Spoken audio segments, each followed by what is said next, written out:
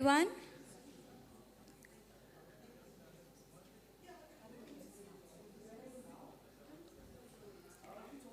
good afternoon, everyone, and welcome to the first RW Roundtable on Women in Clean Energy.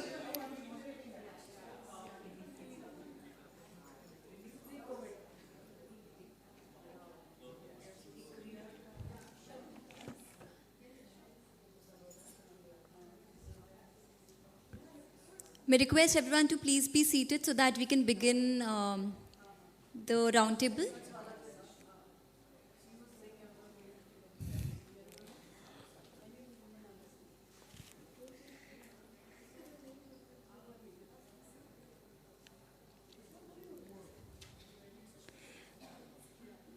A very warm welcome to our W Roundtable on Women in Clean Energy. This is the first time that we're doing this, and I'm happy to see a packed hall with a lot of women. Normally, it's the other way around. We have these industry events where it's mostly men, and today it's good to see that we have so many females. Um, the reason why we're doing this very important roundtable is that renewable energy is often termed as the change enabler for sustainability goals. However, we believe if such a change is not equitable, then the battle is only half won. So, while India has embarked on an energy transition journey, it is imperative that this energy transition is just, inclusive, to bring about the transformational shift that is required to achieve the targeted goals. The focus so far has primarily been on what clean energy access can do for women as end users. But now we need to think about what women can further do for driving the clean energy agenda in the country. It is key to recognize the existing gender gap in the sector and take conscious industry-led action to form a synergistic partnership between women and renewable energy. And that's why we, as Renewable Watch, are organizing this roundtable to provide an understanding of the status, opportunities, and challenges for women in clean energy. We hope that this roundtable will provide a platform for a useful exchange of information and ideas on the strategies to meet the climate and green energy objectives of the country in a gender equitable manner. I am Khushbu Goyal. I am Associate Director, Renewable Watch, and I welcome the panelists for today one by one. We have with us Ms. Ritu, who is Client Partner, Infrastructure and Energy Practice, Amrop. Ms. Anupama Ratta, Head of Human Resources, Tata Power, Renewable Energy Limited. Ms. Sushmita Ajwani, Director, Power and Renewables, ICF International. Ms. Pratna Bora, Director, CDP. Ms. Anvesha Parish Thakkar, Partner and National Lead, Clean Energy, KPMG in India. A big hand for the panelists, please. I will introduce all the panelists one by one before we move to the panel discussion. Ms. Sushmita is, like I said, Director, Power and Renewables at ICF. She has more than 15 years of experience in power advisory with expertise in corporate RE power procurement, hydrogen market study, and power market regulations in India. Her expertise spans across open access market regulations, renewable power transactions, corporate PPAs, power cost optimization. She's helped large corporate groups and utilities to procure renewable or thermal power on a long-term and short-term basis. Early in her career, she also managed various projects for private equities, developers, utilities, regulatory commissions, etc. Ms. Ratta is Head HR at Tata Power Renewable Energy Limited. She comes with 18 years of experience and is responsible for the overall management of human resources department at the company. She has a strong understanding of business and the ability to accomplish organizational goals. She has expertise in strategic HR planning, organization structure and design, competency mapping, performance management systems, etc. She has set up an effective HR strategies that has helped the company achieve its organizational objectives and has been influential in the introduction of modern HR practices and initiatives that have improved the overall efficiency. Ms. Bora is India Director CDP, a global non-for-profit headquartered in the UK. She leads the India Program Strategy for Disclosure and Science-Based Target Setting of over 100 corporates and cities. An environment sector expert with over 25 years of field experience in climate change, air pollution, conservation, and environmental education. She has mobilized stakeholder engagement projects with UN agencies. She's a mentor of startups including Nexus Startup of the Embassy of the United States in India. She's presented in multiple forums and was the lead writer of the publication Parampara. which was prepared by the MOEFCC on climate-friendly sustainable practices in India. She's a sector expert with Mahua. Then we have with us Ms. Anvisha Thakkar, who is partner KPMG India National Industry Lead Clean Energy, Global Co-Lead Energy Transition, Global Decarbonization Center, KPMG. She advises governments, IFIs, utilities, etc. across clean energy technologies. She also leads assignments involving adoption of technologies such as renewables, green hydrogen, storage by industries in India. She co-leads in energy transition with Global Decarbonization Center, which focuses on providing solutions in the clean energy space. In her career spanning over 22 years, she's worked in areas such as tax, corporate finance, investment, advisory, strategy, and policy matters. She's an economics graduate from Delhi University, a chartered accountant, and a CFA charter holder. Then we have with us Ms. Ritu Lal, who is client partner infrastructure and energy practice, Amrop, India. Ms. Lal anchors infrastructure and energy practice. She has over 25 years of experience across various industries, including renewable energy, pharmaceutical, FMCG, and food, and has worked with leading companies like Amplus Solar, GSK, and DSM in her career. She has extensive cross-functional experience across domains such as policy, advocacy, procurement, BD, finance, and HR. Her career has been marked with diverse geographical exposure, including Europe, APAC, Middle East, and Africa. She is a passionate advocate for India's solar and renewable energy transition and has been a leading voice for accelerating the deployment of India's renewable energy adoption. She invests a substantial amount of time in training and mentoring solar professionals. She's an MBA from FMS Delhi and a graduate in botany from Delhi University. A very esteemed panel we have there, and we've tried to have a mix of different people from different sort of backgrounds, different domains, so that we're able to address almost all the questions that we have in the agenda. I'll start with Ms. Ajwani. So the first question that I'm putting up to all the panelists is that over the course of your career, have you seen changes in the renewable energy industry or in the energy industry or in the power sector overall that have prompted more women to apply for leadership roles or apply, or even at entry-level positions? Have you seen a change or a shift in perception? Thank you, Khushbu. So if you see power sector, last 10 years, I'll say 1 decade, we have seen a substantial shift from thermal power to renewable energy. Thermal power has been conventionally seen as a male-driven sector. It has involved a lot of travel, going to site, running a plant, a lot of operational issues. Strategizing a thermal power plant may require, again, male dominance, because if you see the education side, the disparity starts where? If you see a career course, it starts from education, then it moves to onboarding the fresh graduates, then it goes to continuity of that graduate, which matters the most to a woman because of other responsibilities. And fourth is the growth, whether she's getting that growth or not. Now, conventionally, the thermal power sector, where the education requires more of mechanical engineering, electrical engineering, and a lot of travel and hard work in terms of that generation believe women cannot do that. So most of the participation at the education level was limited. So the involvement in creating the strategy was limited. Right. The involvement of going to the site was limited. Right. People never perceive that women can travel, go to remote areas, and can operate a plant or be there. So if a male is there to head a power plant and can drive the entire family there, a woman cannot be perceived to doing that. But now, as we move from thermal power generation, we move from that mindset of a boiler run by men. Now, renewable energy, if you see, it's more study-driven. You have to find a location which is more conducive for its development. It cannot be like any land parcel. So it has lot of research required. There is a lot of policy being driven. It has AI requirements as well. If somebody is doing advanced research, it has many aspects to it. Now, when your research and desktop work has increased, when a women want more stability in its location, so these kind of activities draws women a lot. Right. And if you have seen the stability, the continuity that we need in a research or building a strategy or a greater depth, it comes when you bring all the categories together. So in renewable energy in last, I will say 5-6 years, I have seen a lot of fresh graduates picking it up with more vigor and interest.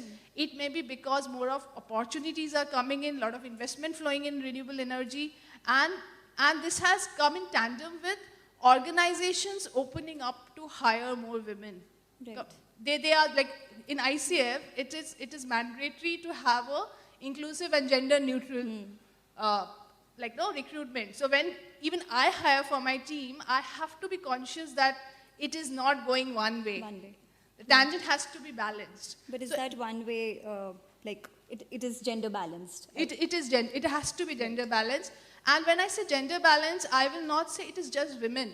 So you have to be open your eyes to people with other challenges. Right. So there is mandates like, if you see a candidate with a good potential, but having some challenges like physically so you give first preference to them. Right. So organizations along with the industry turning out has to give that sensitive. Right. Yeah. Right. It's interesting that you talk about perception, because when I was doing my engineering, and master's in engineering, so there was a perception about what women can and what women can't do, and we were just 5 women in a batch of so many men, so there was a perception. But the same question for you, Ms. Bora, how has that perception sort of changed, or what change have you seen? So thanks very much, and I don't want to really just use only perception. I'd like to use some data, because Definitely. We work with one of the largest data platforms. And if you look at, opportunities in the energy space, obviously when you talk about opportunities in the environmental space today, we talk about it in the context of climate, right? And what would be the largest opportunity? It's in the renewable energy, clean energy sector. So just looking at our own data over the last 2 years, the opportunities identified by industry has increased almost 10 times between last year and this year. So which means, when I'm saying this year, it's 2022, obviously, because... So if you look at it relatively, there are more opportunities. So obviously, the women workforce will have more opportunities, because also in terms of being more qualified, being more educated, showing more interest, there is an opportunity to be tapped, and women are taking much more leadership roles in tapping that opportunity. So that is one. The second is, I think there's increasing recognition that you need the perception of the woman in decision making, because it brings in a different angle.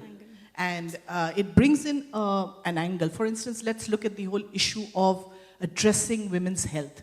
Who is most impacted by, unclean energy? It's the women, right? So when you're looking at opportunities from that perspective, obviously women are able to identify opportunities which would benefit not only from the perspective of economics, but also from the perspective of something like how it would address major health issues, including the next generation. Women think about children, right? I'm not saying men don't, they do, but, if you look at it from that perspective, so obviously you think about future, you think about roles like that. So I think what is happening what has happened in the last couple of years is these softer issues have emerged, which were not really talked about earlier. So you are more concerned about you're more concerned not just about increasing a business, but you're also concerned about good living.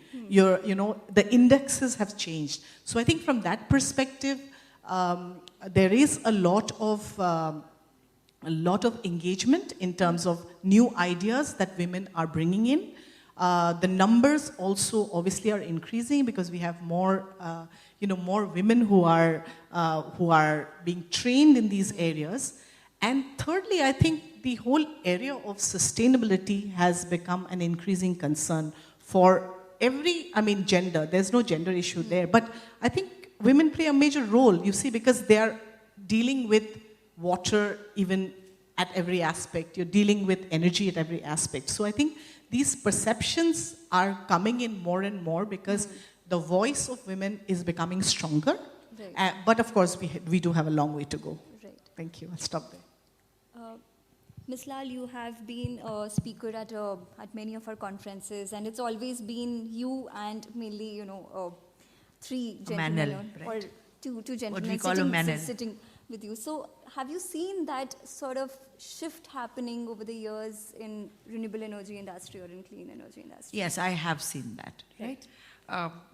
I've seen it not only in the renewable energy space. I've seen it in corporate India. So it's not just a particular sector which is relatively starved of diversity, and diversity should mean so many other things, but it typically is a euphemism for saying the number of women employees. Yes, probably the energy sector was a little less diverse compared to many of the others, but that probably goes back to the roots being in engineering, mining, drilling, right? All very, very male jobs. And that was where it started. Two, again, like you said, 5 in a batch of I don't know how many men. Yeah. So the number of women who are engineers, much, much lesser. And then the women who were studying engineering, a bulk of them were going into the IT roles that came out of engineering. Right. So there is definitely a question of how much on the supply side is available. That seems to be increasing. And yes, organizations are now looking to do better. Some of them because they think it needs to be better, and some of them simply because of the optics. And it sounds that's a good terrible point, when yes. it's for the optics. Yes, but I will it's tell true. you, as recently as a month back, somebody was, really requesting me to be on a panel, and I was already on one of their panels, and they said, "Can you please stay for the next one?" I said, "I don't want to be part of the furniture out there. It's not going to be looking good for you." And then they finally opened up and said, "But we have to have diverse panels." And we had a woman speaker, and she's cancelled at the last moment. Okay. At one level, it felt terrible, that, okay, I'm not being invited for what I bring What I bring to the table, but because of who I am. Yeah. And this is just a part of who I am. And I'm much more than just my Just gender, the gender, right? So that still exists. And I know it feels terrible when we are picked up on the basis of diversity, but somewhere it's this whole reservation space, right? It's chicken and egg, and perhaps where it picks up momentum, we will not have to resort to deliberately looking at diversity hires.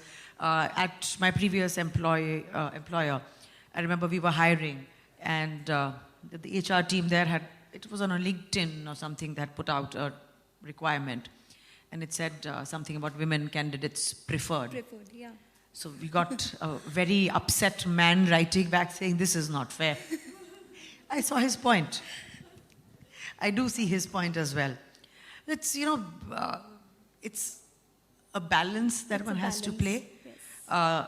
But right now, it is so lopsided that I think we need all of these, as terrible as it may make us feel as being part of, diversity or whatever. And that got me thinking. I said, how many other panels have I been on? Not because of what I am, but who I am. It got me thinking in a not very pleasant direction. Right, that's true. I completely agree with you, Ritu. This diversity hiring, that word hits me a lot. I think that creates a seesaw. It can never bring the balance. It will, I think we should define ourselves, because all of us, if we are sitting here, we define ourselves because what we can do and what knowledge we possess, and not because we are women. So I think this gender diversity has to be striked off to bring that balance. Just one more point that I want to make. And very often we focus on how we are recruiting. It's not Yeah, but typically recruiter at the... sitting just next to you. Yeah, She can throw some light on the Yeah, but I'm recruitment saying part that of it. we look at that. Yeah. The issues, and maybe Anupama can talk more about that, Yeah. is it's not just about recruiting the women, it's about retaining them. It's about reading them. That's definitely. Ms. Ratta, now the spotlight is on you. As a recruiter, as an HR representative, what's your take on all of this? Okay, so interesting perspectives from everyone, and I think, speak more from a practitioner's point of view, Yes. And I'm hiring all the time actually because of the way we are expanding. And, I think I do agree with you that there has been a shift and we are seeing a lot more women at entry levels taking up roles that are, that were traditionally meant for or supposed to be for men. But I think there are three dimensions to this. One is an external environment that's changing. So the renewable industry is rapidly growing. We know that India aspires to be net zero by 2070. It will create about 50 million jobs. Just by 2030, we'll have about 1 million jobs in this space.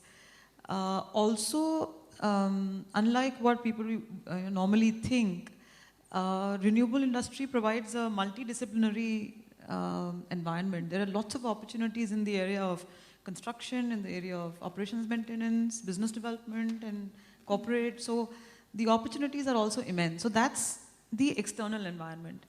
Then I think what is extremely important, and I see that change happening today, is what's happening inside organizations. So internally, I think, and you'll see it all over social media, that there is a lot more acceptance around this topic of bringing in more women into the workforce.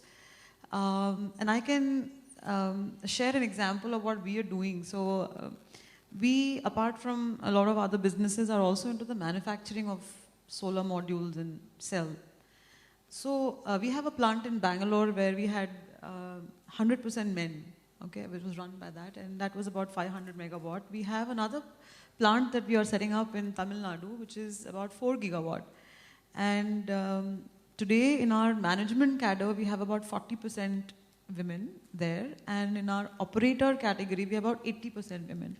So we'll possibly be the first solar plant in the world that is going to be operating with 80% women. So I see a lot of acceptance amongst leaders internally, line managers internally, to provide that opportunity. Now, there are some small things that we have done. It may seem like very trivial, but these are very important. And what are we doing to take that extra step to, increase participation of women in the workforce? Simple things like we have, said that, okay, we will look at women who are from allied industries. Typically, we insist on saying someone from solar industry will integrate faster. Can we look at allied industries? We are also, in Tamil Nadu, we realized that our requirements were primarily for ITI diploma kind of background, and we realized that there are very few women. There are about 6-7% women in ITI. There was no way we could have got 80% women if we wanted to, if we insisted. So we changed the specifications, went back, said, okay, can we take BSc in chemical? Can we take electronics? We actually changed the specifications a little bit because otherwise there is really no way you can integrate women into the workforce, right?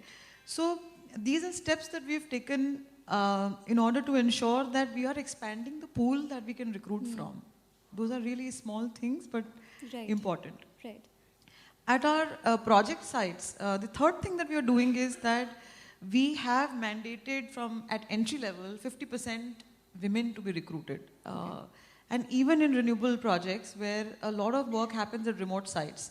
So for the first time, and it's not a large number, until last year we had no women at project sites. This year we have about 25 women deployed at project sites, and they are really remote. I think someone spoke about it. Remote, it could be as remote as it could get. Right. So what are we doing along with that? We are also going back, taking feedback from them regularly on how they are doing, ensuring their safety at all times. Right. You won't believe that when we were going through this whole COVID challenge, we would actually send regular messages to their parents. We have to realize that everyone comes from different backgrounds. They have their fears, their apprehensions. To tell them that, look, your children are safe. We would actually regularly update them. So these are small steps you can take. And today we have those women at project sites, and they're working very well and as well as a male civil engineer would do. So I think it's about taking these small steps. We have taken baby steps, but I think it'll go a long way. So that's what we've been doing. Thanks. Ms. Thakkar, your thoughts on the perception? So, as I go last, all the thoughts have been said, but I think I would like to incrementally talk about a couple of things which I'm seeing as changes in this industry. And, I've been here now for 15, 16 years out of my 23, 24 years of career. I think, the whole industry is moving from asset-driven to services-driven industry, right? Because earlier it was those plain vanilla solar wind projects, just put it up, sell to utilities under a PPA. So the kind of jobs that were there out there, were more on the hardcore construction, engineering, fronts, or maybe utility regulatory policy fronts where you did see a few women. But now I think the whole space is radically changing. You have multiple technologies coming in, right? You have battery storage, you have electric mobility, you have biofuels, you have green hydrogen. So it's becoming fantastically interesting. I don't know what will hit me when I wake up in the morning, what kind of work will come my way. And you have to be on your toes and you have to be thinking. There's a lot of creativity involved, there's a lot of innovation involved, which is, I think, intriguing women. The change of technologies, the diaspora is increasing. Second, the services orientation. It's no longer about just selling under a PPA. It's about corporate customers, selling power to corporate customers, selling power in the merchant market.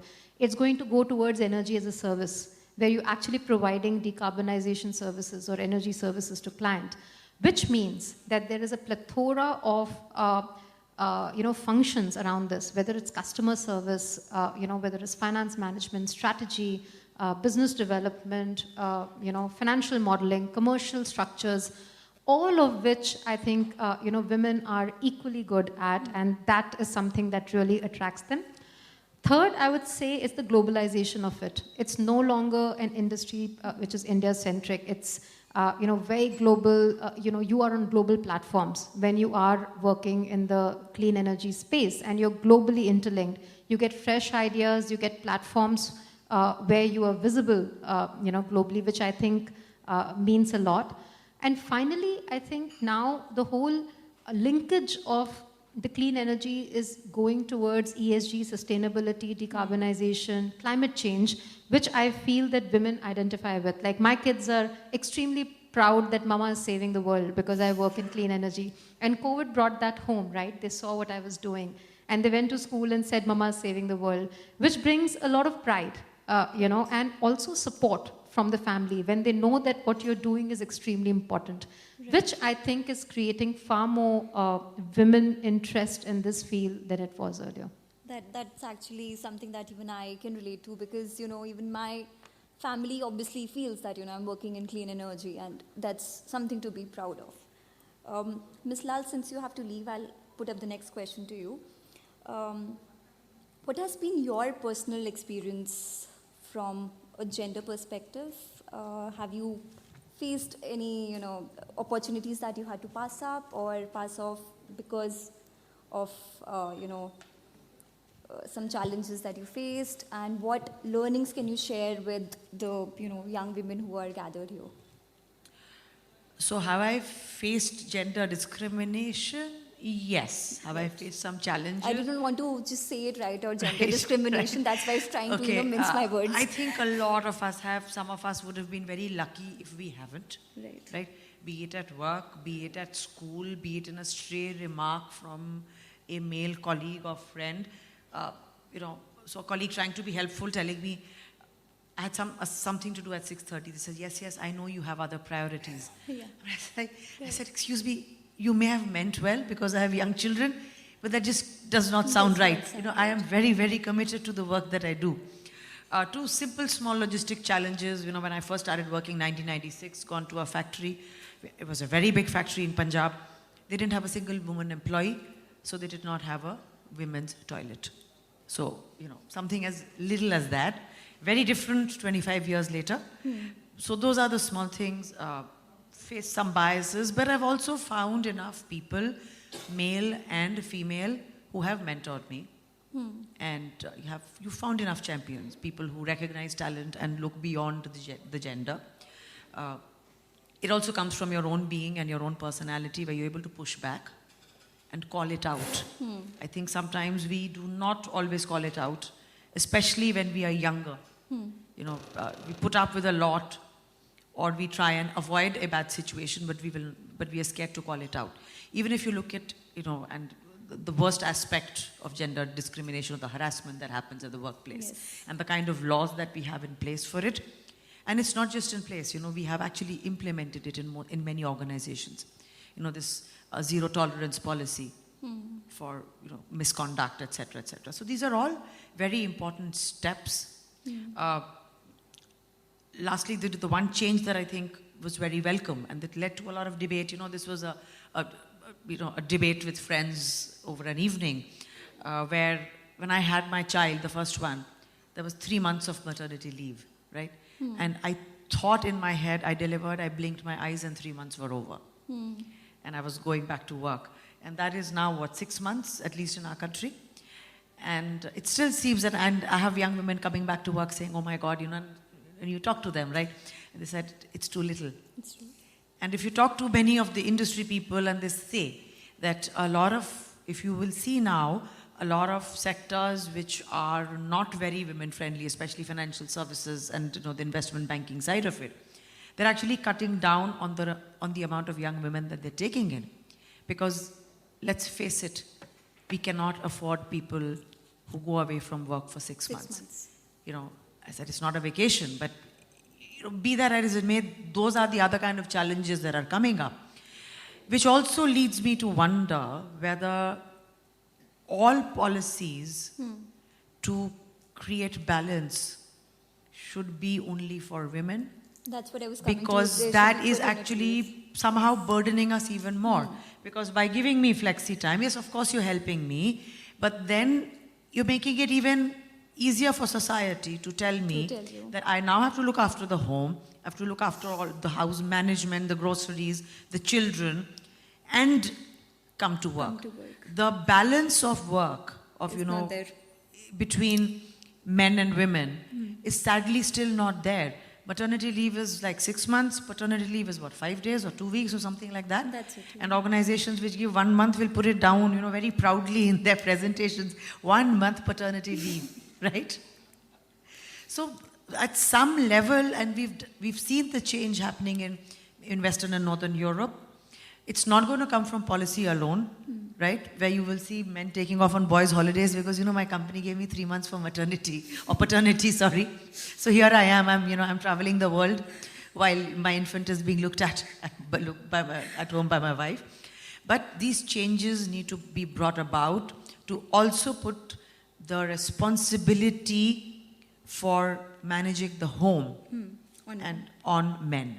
True. Otherwise, we're just going to be burdening women with both. That's why we say. And that's why they drop out. You see how many, today 90% plus of women who graduate from whatever, whether it's a diploma or whatever, they start to work, right? But by the time they are 40, I think not even half the women who started working are still working. They keep dropping out. They drop out when they marry. They drop out when their spouses change cities. They drop out when they have children. They drop out when their children have to reach a certain age when they want to, when their exams and results start mattering. They drop out if there is an illness or something in the family and caregiving is required. So at these kind of events, significant life events, you see them dropping out. Right. And that is what you also have to protect. Right. Because, and I'll end with that. This was a study which was European, and they did a lot of sectors, sectors like marketing, academia, human resources, those kind of roles, where you see a very, very good representation of women. It's like 40-50%. And then they took it up to the boardroom levels, and it didn't matter whether it was energy and banking or whether it was marketing and advertising. The boardroom representation was 1 to 3%. So that's. Right. Thank you, Ms. Lal. Ms. Ajwani, same question for you. Your personal experience, have you faced some sort of discrimination at any level? I think Ritu has covered all of it. So I think most of us has faced the problem when we have gone our family way and returning back to work. I also gave birth to that era where you have 3 months of maternity leave and then you have to return back to work. My organization supported me a lot. I got 9 months of leave. But even 9 months is not enough. How many years is enough, nobody knows. But I think COVID helped a little. People are now open to do hybrid work. You can be there with the child and also can give, you can give your 100% to the work itself. But bringing a man to share that responsibility of bringing the child cannot be done through any policy. I'm mother of 2 sons. I have to teach them to respect the women and understand their equal responsibility of taking the family along. You are not here for a picnic. We are not for your service. So that respect needs to be built, and again, unfortunately, it lies with us. We teach our kid what they have to be in the future. No government policy can do that. Right. They will get 3 months of paternity leave. They will, as she said, they will go off for a vacation. I am 100% sure about it. All right. Ms. Bora, I hope you've had some different experience to share. So this is a difficult question because I come from a generation where it was accepted. Right. So, Right. I mean, my thought process changed much later in life.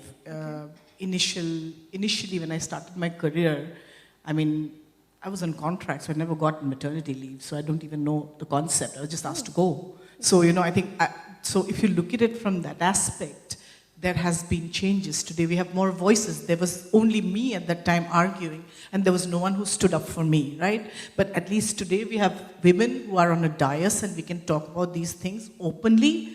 There are a few men sitting in the audience, which is interesting. I would like that number to increase. We But actually had a panelist, and he specifically wanted to speak on these, and he wanted to present his point of view, but unfortunately he had the flu and he had to drop out at the last. So I think,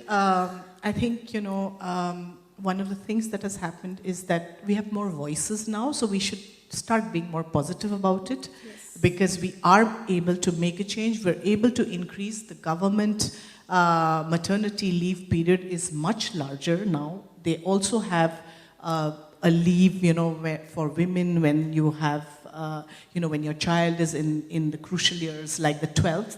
So I think there are some policies which are changing, but I'm not saying that's enough. But what I want to say and what is disturbing is that, the representation in the boardroom, even if it is there, you're probably the last one to be asked the view if you are the only woman in that room. So I think that is something which is very troublesome because ultimately at this level you're still a CEO.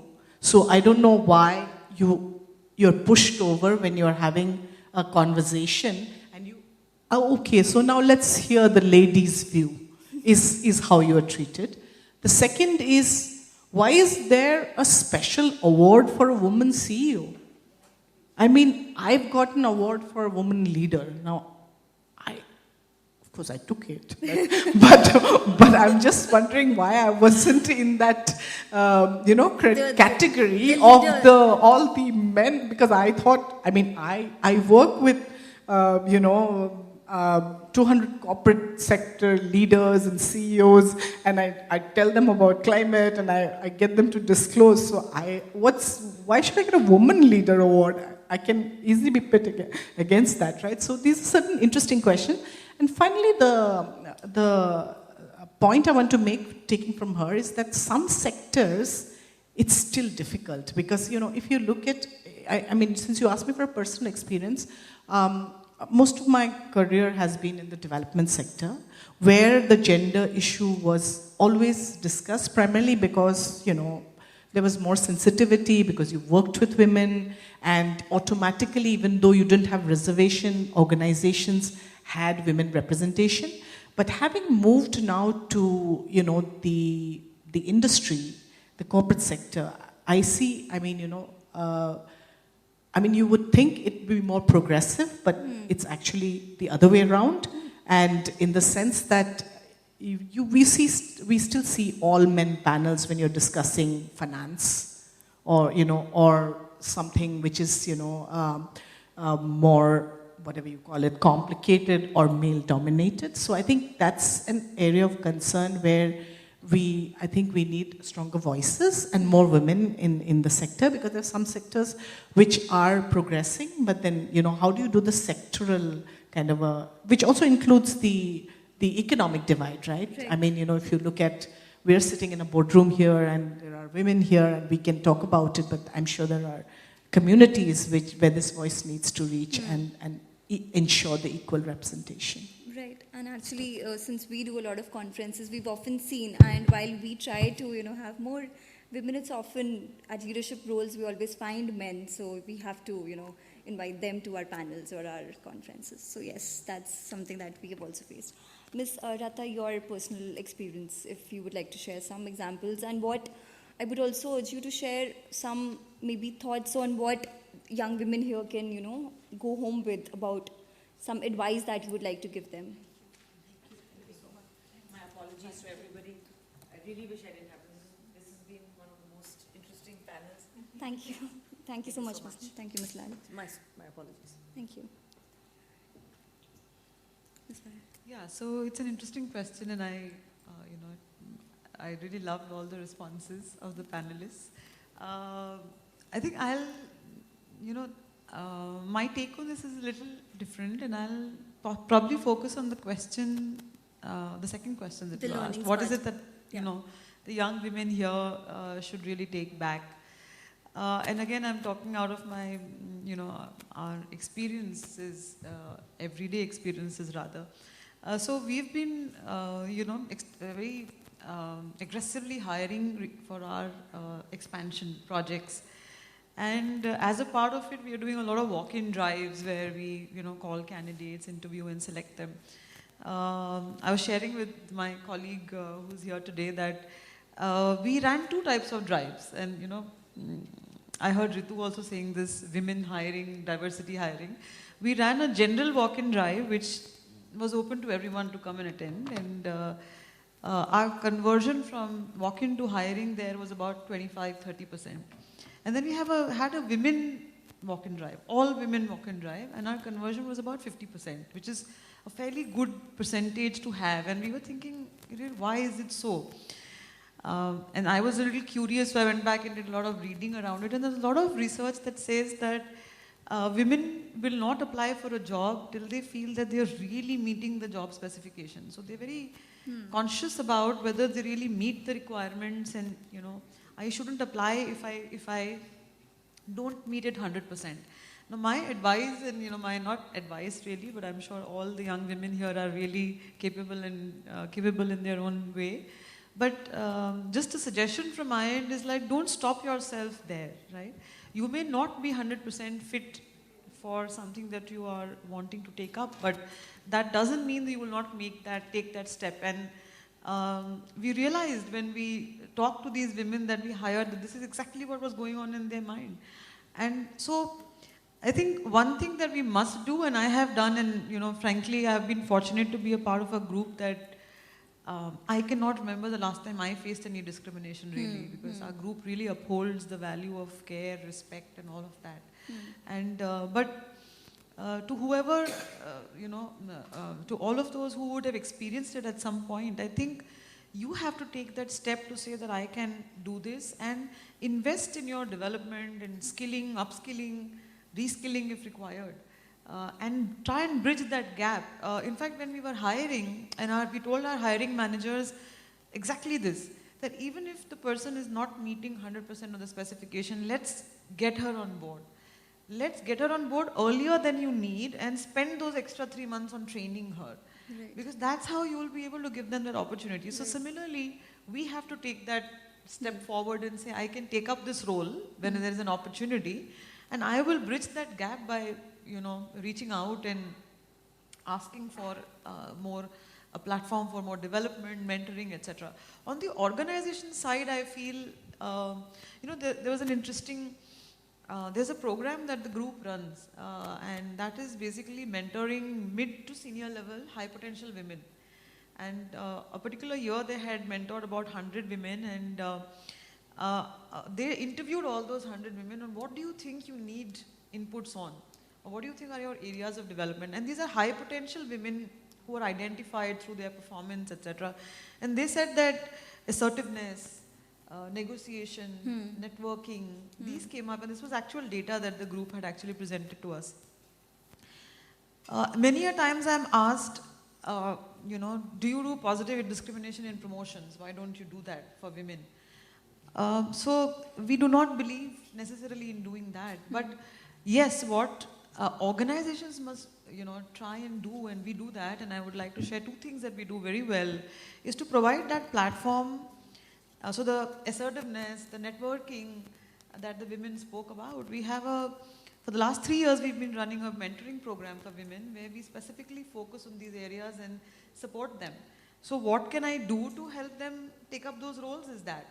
The other thing, because many people spoke about maternity here, when women come back from maternity leave, there are a lot of things in their mind. And it's not just about the role or the work that they're going to come back and do. Is my role going to be the same? Some of them don't have the confidence. Some of them don't have the self-esteem when they come back.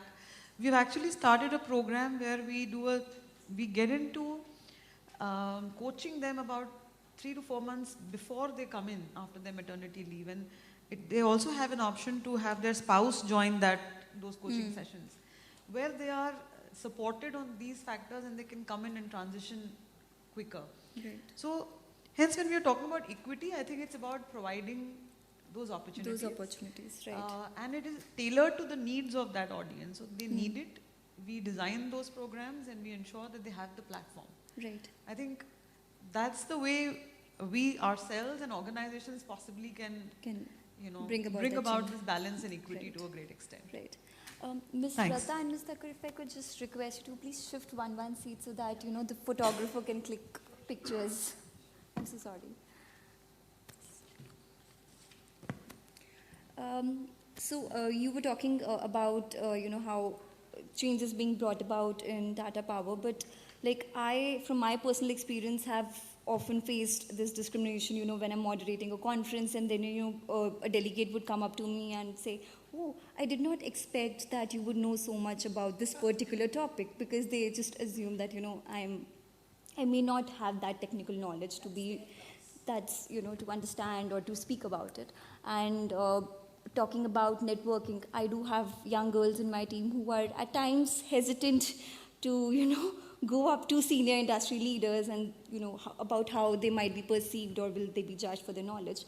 So, Ms. Thakur, have you ever, faced that sort of a discrimination or that sort of, experience where you have people coming up to you and, questioning your intellect or your knowledge or your experience in the sector? Have you ever faced that, maybe in the initial years or? Not after I start speaking. But before I start speaking, I usually have the case that I'm there with my team members, and even if the junior most people, the analyst is tall, stocky,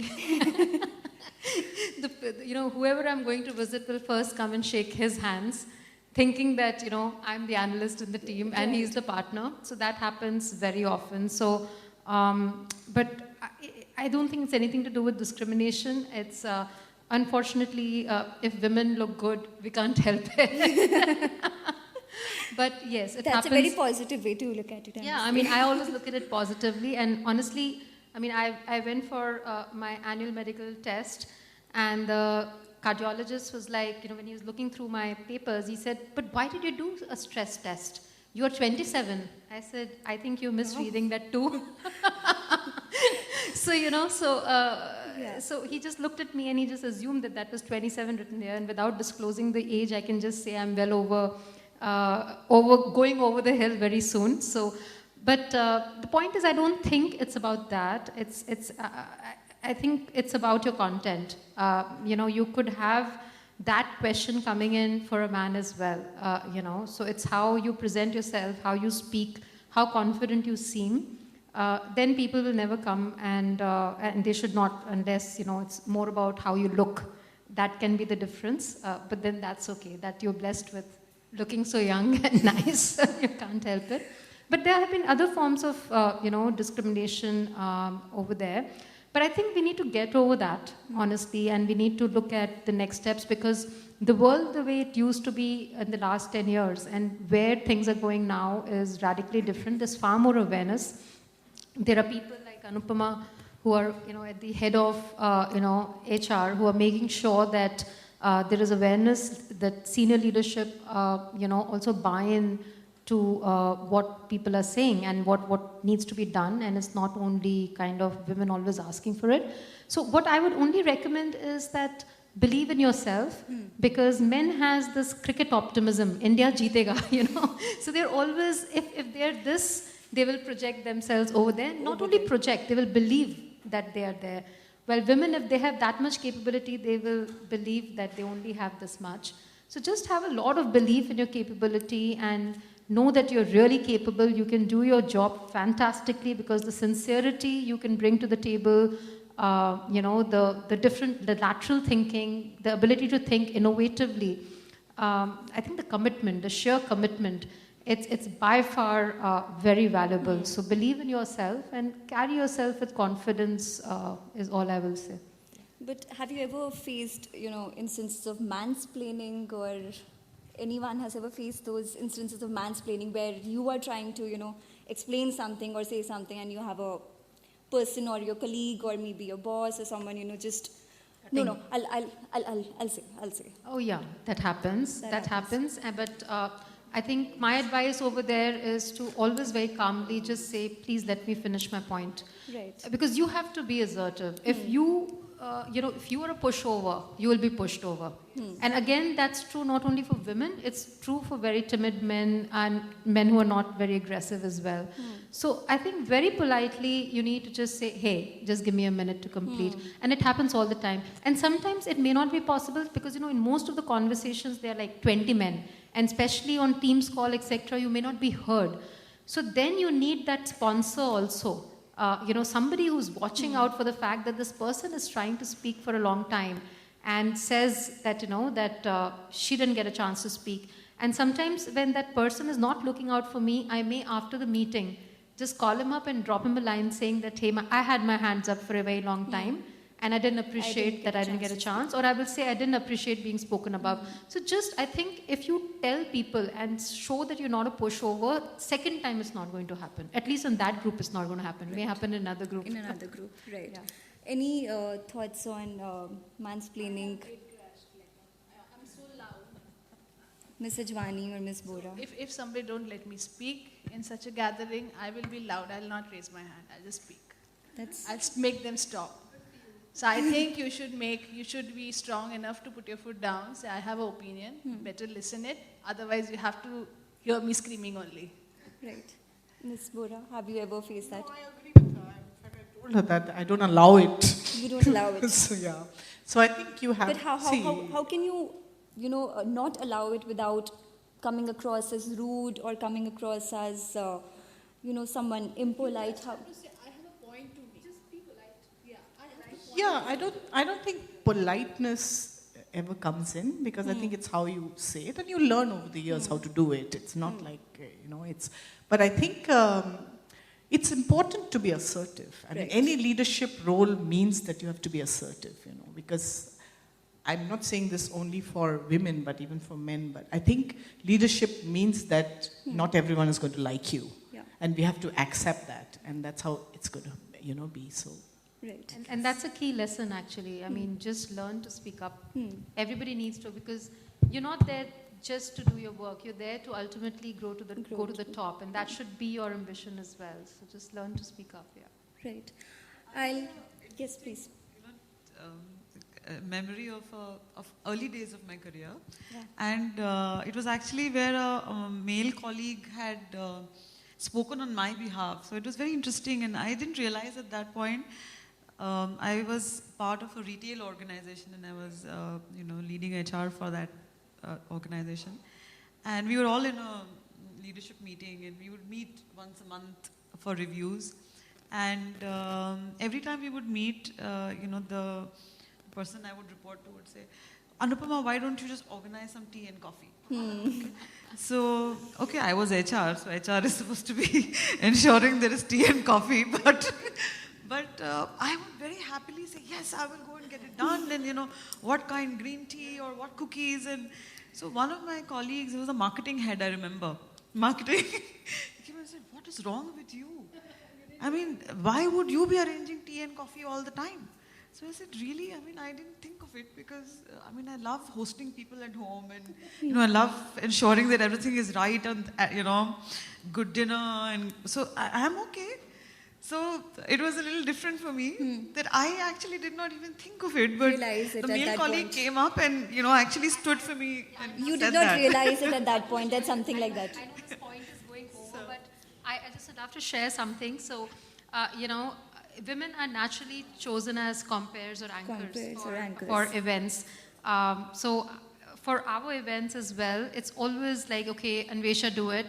So one day I just put my foot down. I said that, why can't you guys do it? You would look great out there. Why is it about, women coming in? It'd be so refreshing to have a male compare. And, it'll look so nice and you guys can, joke around and do something. So after that, believe me, that was 4 years ago. Till now, in any of our events, we don't have women compares for the energy events. It's always male compares. Because I put my foot down. Girls are not going out there.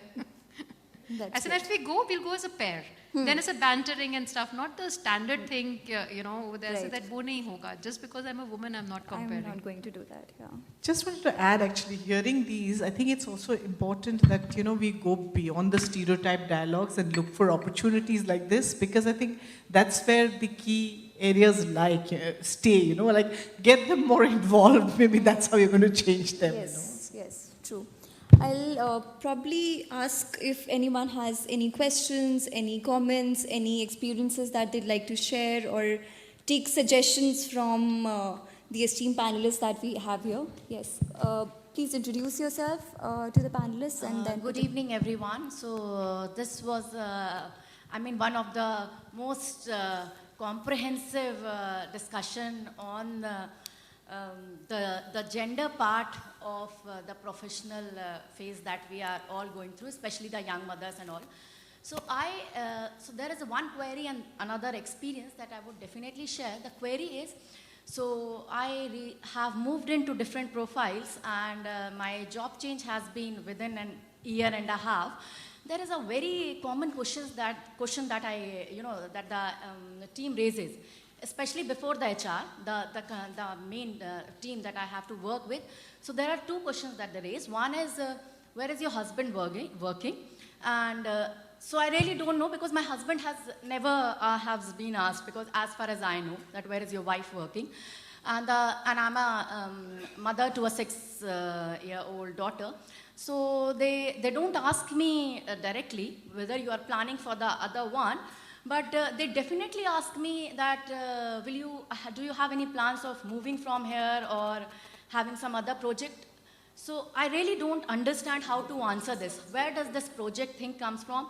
And why am I being questioned every time? It's okay, maybe I'm an ambitious person. I moved because of the experience also, and to have a kind of because I was transitioning from the kind of profile that I was earlier in. So in almost 5+ years, I moved in 3 profiles. And every time this is a question and I'm really clueless how to answer these two. So I would need an input and I must share with you. So I did my PhD from IIT BHU and then I moved for my postdoc to IIT Delhi in a very reputed department. This was 6 years back. I joined IIT Delhi when my girl was 5 months, the first day of the 5 months. And I must share an experience. Earlier, I did not name it for a year or two because I thought this was not something that I should share with. People will, put a black thing on my name. But I must tell you, for 2 years that I was doing my postdoc, the mentor was literally grilling me because he thought that I have joined the team at this crucial time and I was really wanting to get back to my professional thing, and he made sure that I do not return on time. I mean, I am working extra hours, and also he made sure that that majboori thing which he saw, that the young mother has come back and she literally doesn't want to be at home, want to get back. He made sure that I'm grilled to the maximum, and this is one of the premier institute and one of those, and he himself had a young daughter.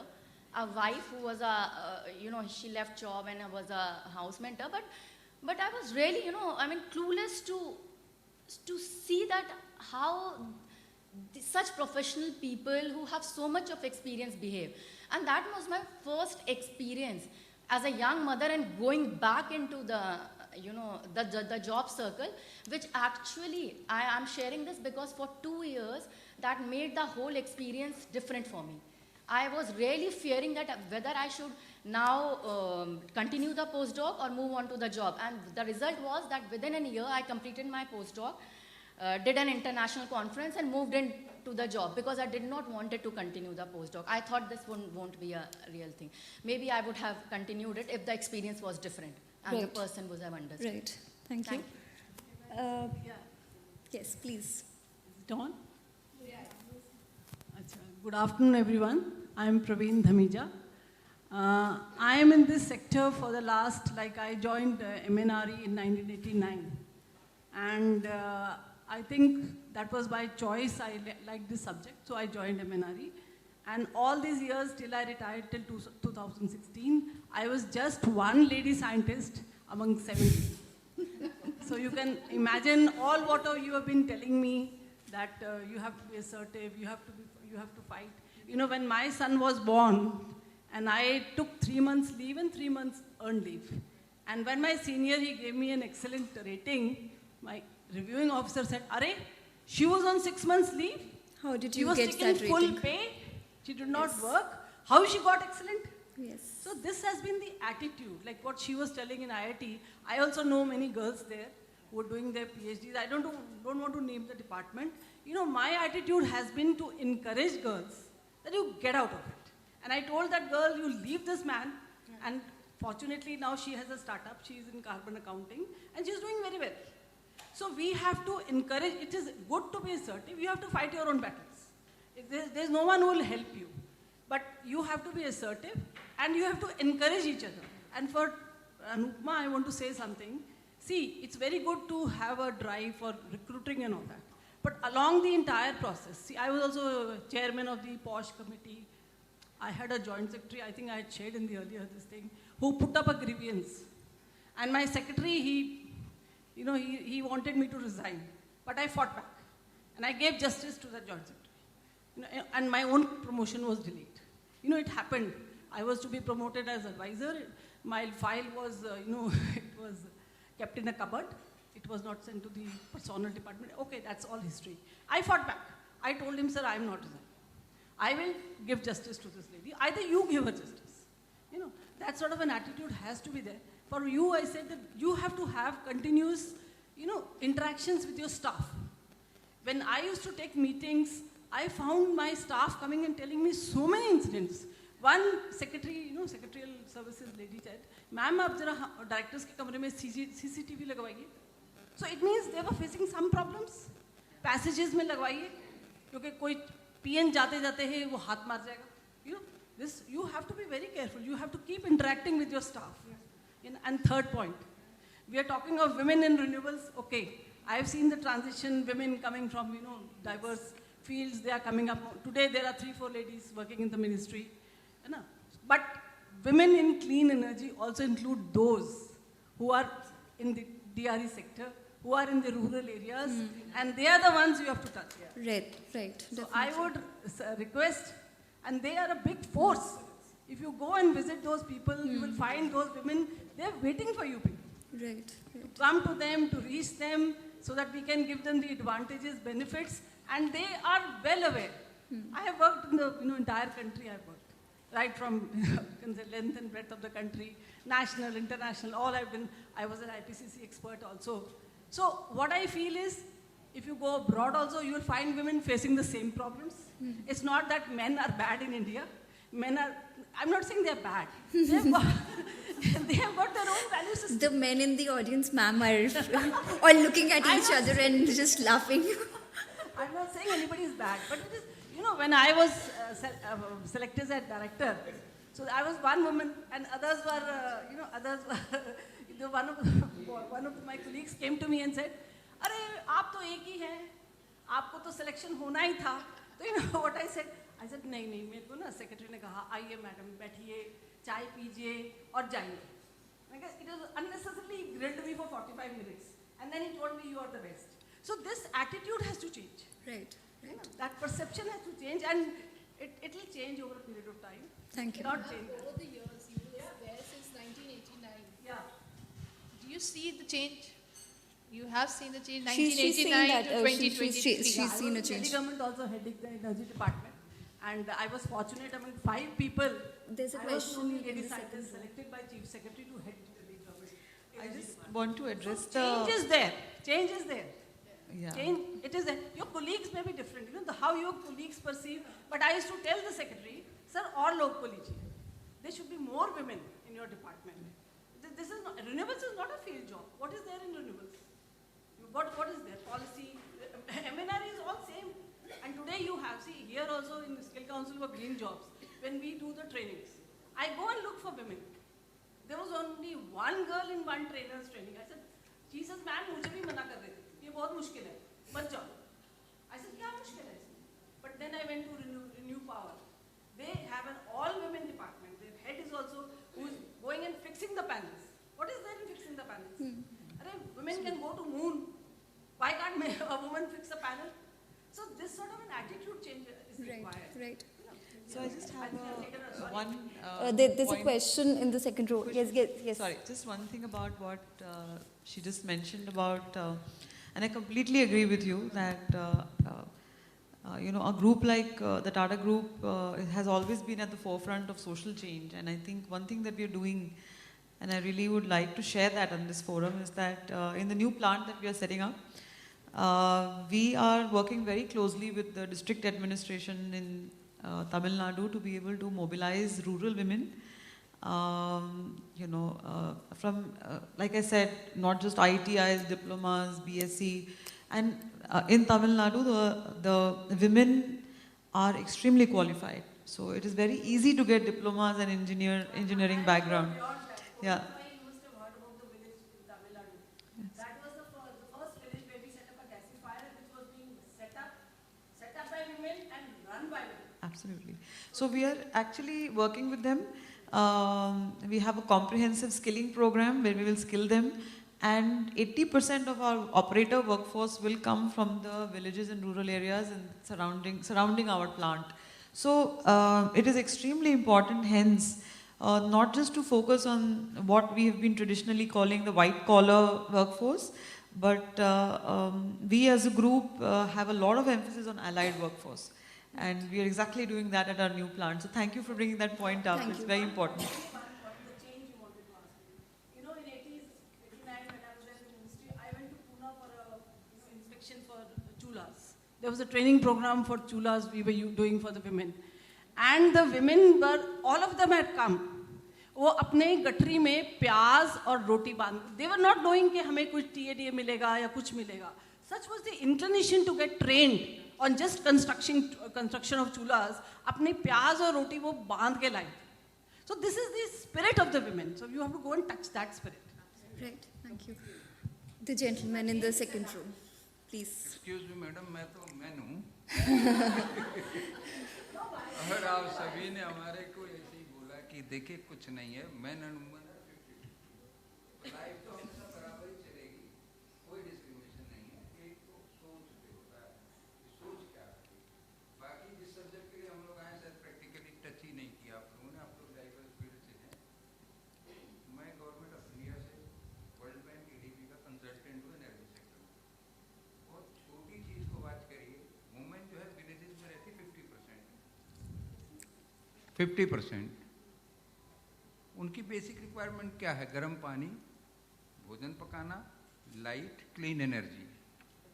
इस sector में काम करने के लिए बहुत थोड़ा ही दिमाग चाहिए, बहुत बड़ी बड़ी बातें नहीं चाहिए, कॉरपोरेट सेक्टर की ज़रूरत नहीं है.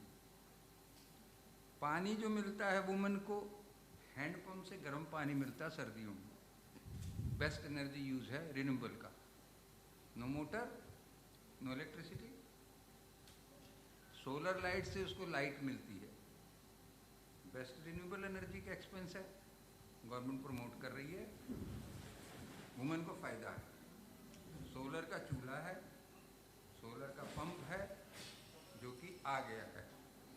बैटरी है स्टोरेज की, 24 घंटे लाइट मिलती है उस औरत को, बच्चियां पढ़ रही हैं, लेकिन फोकस नहीं है हम लोगों का। हम लोग जो बातें कर रहे हैं इट्स नॉट प्रैक्टिकल। इंडिया बहुत पुअर कंट्री है। हम लोगों ने, मेरी वाइफ की कंपनी है, हम लोगों ने रिटायरमेंट के बाद चालू किया, घर के अंदर लाइट कैसे आए, अंधेरा ना हो, उसके लिए छोटा सा होल चाहिए, पाइप चाहिए, सोलर एनर्जी से पूरे घर में लाइट आती है। It's a very simple, nothing is to be spend. तो प्रैक्टिकल चीज़ें जो मैडम को मालूम है, she is very learned, she has seen the country in a poor way. तो हमें बड़ी बड़ी बातें ना करें, वो छोटी छोटी रिन्यूएबल एनर्जी की चीज़ों को समझना चाहिए, और हम लोग यही करते हैं। जब मैंने पहली बार भारत सरकार को दिया था ये 2018 यूपी इन्वेस्टर समिट में, तो जो आईएएस सेक्रेटरी था ना, उसने मेरा प्रोजेक्ट को रिफ्यूज़ कर दिया, इसलिए कि पूरे भारत सरकार की जो इलेक्ट्रिसिटी सप्लाई का पैसा जाता है वो सब बंद हो जाएगा, वो पूरा सिस्टम ही बिजली का बंद हो जाता है, पूरे इंडिया से गायब हो जाती है गवर्नमेंट। क्यों? मैंने प्रपोज किया था एक बैटरी लो, स्टोरेज सोलर की, और हर गांव में हर घर में लगा दो, सेल्फ जनरेटिंग सोलर सिस्टम लगा दो एवरी विलेज के लिए। गवर्नमेंट ऑफ इंडिया के यूपी का जो chief secretary who is the highest authority, उसने कहा पूरा सिस्टम बेच दोगे क्या? हमने पैसा लगा रखा है गवर्नमेंट ने। So I think we are just moving a little bit away from the system जो topic. है उसको रिन्यूएबल में जाने के लिए हम लोगों को सोचना चाहिए इस तरफ। ये सब बातों से कुछ होने वाला नहीं। That's another perspective. There are two questions or comments. Nandita, please, you can take the first question or comment. Hi, I'm Nandita Kochar from Renewable Watch. I want to play the devil's advocate over here. We've been talking about, equity for women, etc. But I sometimes wonder, there is a bit of a contradiction over here that on the one side we're saying that, we want equity, equality, equal pay for women. Then on the other hand, we want special treatment, more maternity leave. I know it's uncool to say this, but how do you reconcile these two? And Ms. Thakur, would you like to take that question? So, All right. so during the maternity leave, when we go, so my promotion got halted. So I want equal pay when I'm giving my 100%, when I'm working 12, 16 hours, whatever amount of time I'm doing. During maternity leave, if you want to cut my salary, I do not mind. I do not want that pay. But when I'm coming back, do not stop my promotion, saying like, "Arey, आपका तो 1 साल का बच्चा है, एक और साल आपका will go away because grooming your child, so you won't be able to give." Don't presume that I cannot give that time. So I understand if I haven't spent that 6 months working, I have spent it for my child. If you do not want to pay, I'm okay with it. When I'm coming back, allow to get mainstream and do not discriminate me. But the point is that if you were a man and your colleague was getting special treatment, how would you feel?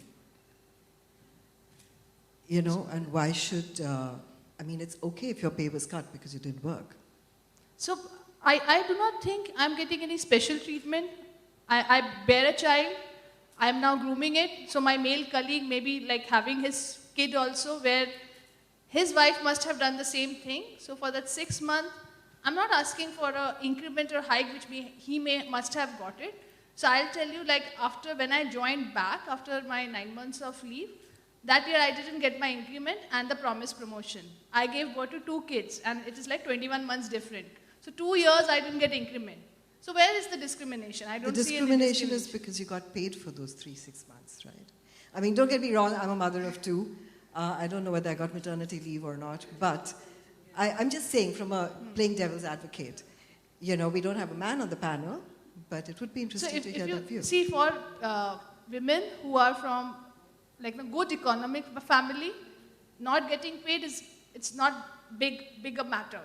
But women who contributes to the family income now, if you cut that 6 months salary from their paycheck, it will actually bring a different change. It will not let them come back to the system, or maybe it happens they have to leave the kid and jump back to the system. So somewhere I think it's a chicken and egg situation. Honestly, I feel if we are being honest, I don't think it's fair. No, I think your question is very right. Somebody has to be devil's advocate. Yeah. And I agree to your question. But we have to see, like, when we are doing this, like, we are calling it a discrimination. I don't think it's a discrimination.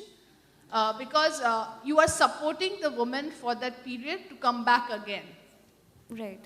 Okay. Yeah, so I have a perspective here, an interesting question, so thank you for that. I think a lot of men in the organization would be thinking like that, but I think, and Anvesha just said it, that I think we should possibly look at how we are defining equity, and my understanding would be that we have to be fair to both genders and ensure fair treatment to both genders, keeping in mind their respective needs. About maternity leave, I think there are many organizations that are also giving 6 months paternity leave today. So it's not 6 months maternity leave only, because I think the whole concept is moving from maternity and paternity to who's the primary caregiver. So if it is a man or a woman, doesn't matter. Fair. Yeah, so there are organizations who are moving towards that, and I think we must allow that time and space for that change to happen. That change is happening. However, I believe that as a group, we do everything to ensure that we are providing that support during any life stage transition, whether it's for a man or for a lady. However, when it comes to performance, it is completely merit-based. So, like I had mentioned earlier, we do not do any positive discrimination in promotions, for example. We do not, yes, we do mandate a certain percentage of women to be recruited because we believe that they should be given the right opportunity. But when they come into the organization, post that, men and women have equal opportunities and platforms to perform, equal developmental opportunities, and we track all of that. We actually very meticulously track those metrics to look at promotions, to look at ratings of women, since a lot of you mentioned it, to look at the development opportunities that are being provided, whether there is equity there or not. So I think what you're saying may be one perspective, but organizations are moving towards what you genuinely call equity, and that's another thing that I just wanted to bring in, a perspective I wanted to bring in. Thank you. We have just a few minutes left, so if we'll take one final question and then we'll close for the closing remarks. Yes, please. Hello. Yeah. Thank you, Khushbu. Good afternoon. I'm Kasvi Singh. I'm an analyst at Renewable Watch. Thank you for this wonderful discussion so far. So, in my personal experience, I'm still a new entrant to this industry. It's been over 1.5 years for me here now. And at a recent big industry event, which was India Energy Week in Bangalore, which was this huge event, thousands of people there, big dignitaries, I was representing my company alone. And many a times I was approached as a girl and not as a professional. There were certain instances like that. While I politely excused myself from those situations, it made me wonder that as a new entrant, as a woman new to the industry, if for me those were situations that I could excuse myself from, but if there is a woman at this stage who faces a certain level where she has to raise her voice, I do believe that there is still a huge amount of hesitancy in terms of raising your voice at such an early stage of your career, because you might feel that it's going to put you down in the long run, it's going to form an impression of you in the industry. So what do you think about this? Anyone like to take that? Ms. Thakkar? So when I was probably your age, I had also got a similar experience, but I think what I was taught then and what I've been continuously taught is any such situation, just escalate it to your seniors because they will know how to handle it and not try and handle it yourself. So any kind of harassment, any kind of microaggression, obvious aggression, any kind of a behavior, at that point of time, of course, you have to handle it the best you can, but rather than raising a voice about it yourself, trust your organization to, which has all the backing, all the experience, including your legal backing, to be able to guide you and to be able to respond. And maybe, Anupama would like to add as to what you guys advise, but that's what I'm told in KPMG and all the Big Four that I've ever worked with. So yeah, I think I completely agree with Anvesha that But there's one more thing before that I'd like to add to what she said, that and I think even Sushmita said that earlier, that my son needs to be, my children or my son needs to be taught, and that's extremely important, because I do believe that a lot of these behaviors are deep-rooted unconscious biases that you're brought up with. So if I and you expect that it's going to change overnight, it's difficult. The organization has to create that environment to be able to firstly address those unconscious biases by constant sensitization, and also provide the platform for you to raise your voice when you need to, if you experience anything that you don't find that you feel you're uncomfortable with. So I think yes, I would to a great extent agree with you that a lot of women, young women colleagues that I come across do feel uncomfortable. But I think it is also the responsibility of the organization to be able to provide that safe environment for you to express the confidentiality, that this will be handled well, and you are able to come back and return to your work or whatever in a very seamlessly and work normally as you used to. So I think a lot of onus, I agree with her, is on the organization, and you must trust those processes to be able to raise it at the right time. Just like we tell our young boys, and I have a 16-year-old, so I keep ensuring that I keep, kind of drilling this into him, that you have to respect women and you have to, I go overboard sometimes. But even with our, girl children, we need to do that. And we need to tell them that anything that is you feel is unacceptable, you have to raise that at the right time. Right. So as much as the organization will create that environment, I think you have to still make that courage and speak up when you have to, or take that courage rather and speak up when you have to. I think Kasvi had gone to India Energy Week in Bangalore, and she realized that 99% of the people there were males, and she was quite surprised that there were no women in India Energy Week, and it was all men. You should not give up. Next time again go, and very...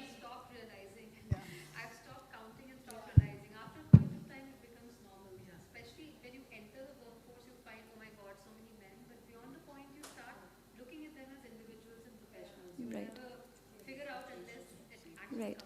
I think there's one final question in the middle row, and then we'll just end. Yeah. Hi, I'm Helena Christian, and I work with IDM Infrastructure as a manager. I'm working in the energy transition group.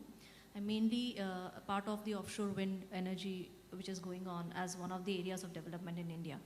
I have this very particular question to the panel, and I think Ms. Anupama Ratta would be able to throw more light. But yeah, this question is open to everyone. Often we see that, not often, in industry if you go, when you are at a plant, you have this, it's a kind of protocol that post 6 p.m. you won't find female workforce, whether it is class 1, class 2, class 3, class 4, whatever it is. And to an extent, women find it more comfortable. That's one of the reality we cannot deny, because we are conditioned in that way. But I have this very specific question. As industry, is there something which is being discussed right now internally in the industry that this has to be changed? Because these are those aspects, like it's not just that we are not given the opportunity. It is also true that there is some kind of inhibition from our side because of the environment in which we have lived. Do you, any one of you, have something to say on this, that this is something which is being worked upon within the industry and this needs to be changed? Because as I understood from ma'am, and I think the central thing which is happening, which I heard throughout the discussion, is just do it. Just do it. Don't feel that because you have XX chromosome, you cannot go and stay in an industry after 6 p.m. Of course, there are aspects of safety and security. How should we bring this change? I think because I'm focusing mainly, I'm expecting this answer mainly from Ms. Ratta, is because Tata is into manufacturing also. And I have been to Tata many plants in my career. And this is a very important question which I feel that we have been always questioning, that we are not given enough opportunity. We are having that fear aspect, fear component in that. Do you seriously think we need to change this thing? We just need to put ourselves, stand there and say that you are also doing the same job as he is doing. Because if that change doesn't happen, we will be only in these talks. we just have to put this female workforce, stand there, do equal jobs. It may be climbing a stack with the kid to monitor something. Because I have been one of the interns in my internship period. I used to see that when we were climbing these stacks, we were sent with one peon who would hold that stack monitoring kit. Why? That was the question. So at that time when I tried doing it, I heard something from the senior over there, tum hamari responsibility. Why should that come? So these changes, of course it should start from our home, from our parents, the way they bring up. But is the industry really looking forward to bring this change, that we are really not going to follow any such change restrictions, but we would also try to increase Thank you, Ms. Thakkar. and facilitate this environment. Do you have something to say on this? Because I think this is where the real change has to be seen, not just in RE, in any industry, in any workplace. Right. Thank you for that question. Maybe one short comment so that we could close. Yes. Would you like to take that? One short comment from you. I'm trying to decipher the question. So I think what you're trying to say is that you want to be treated as an equal. Yeah, she wants to be treated as an equal. So is there a discussion or dialogue in the industry that, women are being treated equally? Should we witness this real change, that there is no such protocol that 6 p.m. ke baad females nahi rahegi? Because something like that. Sorry, there are various I didn't get aspects your of it. name, if you could just... I'm Helena Christian and I work with IDM Infrastructure. Okay. Yeah. So, since we are running out of time, I have examples around this, but I won't share it right now. But two things, it's not easy. I understand what you must be experiencing. But what has worked for us is to demonstrate through small examples. And for example, women cannot work in manufacturing because of certain reasons. There's heavy lifting, or there is, there are certain activities that they can't do. The only way you can address those, that mindset or those thoughts that people have is by, what we call as pilot some small, try and pilot a few changes that will demonstrate that no, this can happen. So we have done that. For example, put some interns, women interns in manufacturing, allow them to work for some time, and actually it demonstrates that there is no work that they can't do, and they were able to successfully do the same thing that men were doing. So I think it's about, I don't think it's about going and trying to refute what is happening there, but it is about demonstrating through small experiments, trying to make those little changes. However, I would still say that, and we do that. For example, we have that policy that if women sit at late at work, we have a policy that they can get transport back to their home. It is our responsibility as an organization, we feel, to provide that, extend that benefit to women, because we feel it's our responsibility to ensure the safety of women, right? So, while we must try and make that change, and we've been doing that by experimenting and demonstrating to leaders and managers that yes, this is possible, and I must say leaders do accept what they see. But at the same time, we feel we cannot say that, okay, she can stay till 8 o'clock, 9 o'clock, and we are fine. We also ensure that we, take care of the safety of the individual till such time she's, reaches home or is taken care of. So I think it works both ways in my view. Thank you. Thank you. Thank you so much. That's all we have time for, unfortunately. But before we go and have tea, Kannan, who is Senior Vice President in the company and heads a conferences team, would like to give the thank you note. Thanks, Khushbu. It's an absolute honor and privilege to be here with this panel and the audience here. And I would really thank all the panelists and the audience as well to, spare time out of their busy schedules and take part in this discussion. It's been so insightful, and the glued audience is testimony to it. The discussions are not ending. There are questions still, which I hope will continue during the tea, coffee, and small refreshments that we have. Because this is our first such Women in Clean Energy Roundtable, we are very encouraged by the response that we've received, and we hope to do many more such interactions in the near future, and continue this dialogue and continue this discussion across sectors. I just want to close by saying that India infrastructure publishing is driven by a 80% talented women workforce.